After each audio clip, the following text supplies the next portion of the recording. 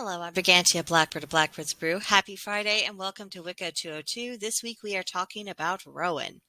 The Rowan tree also has the folk name of Witchwood. It is inextricably linked with witches and wizards, magic, and the fae, all of which makes it of particular importance to us. Rowan is among the trees that is specifically mentioned in the long form of the Wiccan Read.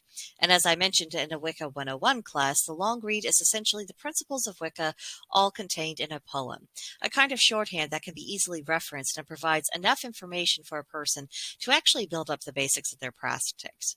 Anything that is mentioned within the read is consequently significant, so let's get to know this tree a little bit better. And we will begin with the physical properties of Rowan. There are both European and American varieties.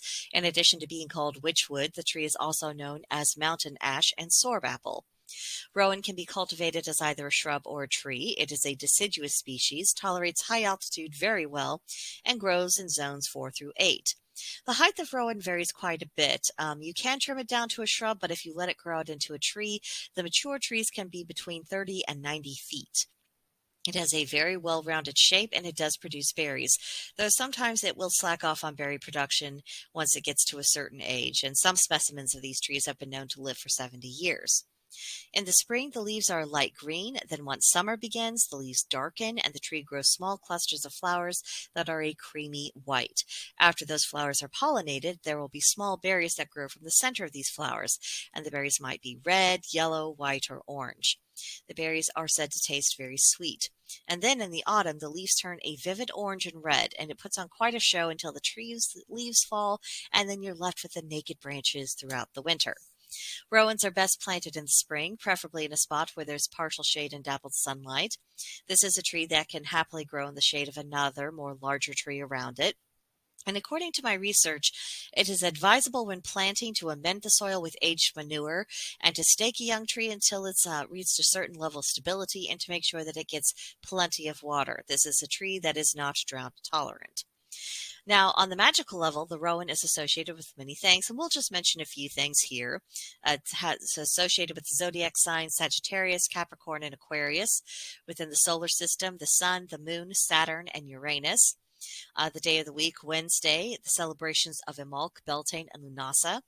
It's associated with the Agam Luis, which literally means Rowan, and the rune Alges, which means elk literally, but it also refers to hunting, honor, nobility, and protection. It is tied to the elements of earth and fire. Its energy is projective.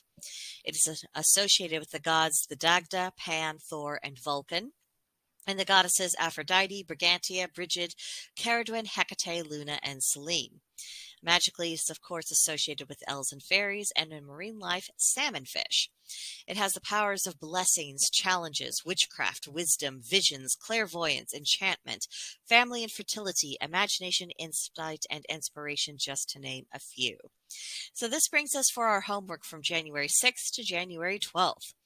Number 1, research more about the Rowan tree and consider planting one in the spring if you have the circumstances to do so. As a bonus, look up medicinal and food uses for Rowan berries.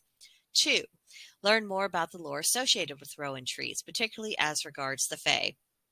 And 3, spend some time meditating about all you've learned about the Rowan tree, and if there is one planted near to you, consider leaving an offering for the fae at its base. So that does it for this week. Questions, comments, concerns, leave them for me in the comment section below, or better yet, come see me on Gilded. There's a link to join us in the description box below. I'd be very happy to see you there to discuss Wicca, any form of witchcraft, Norse paganism, things of that sort. So I do hope you will come to see us soon, and I'll see you next time. Bye.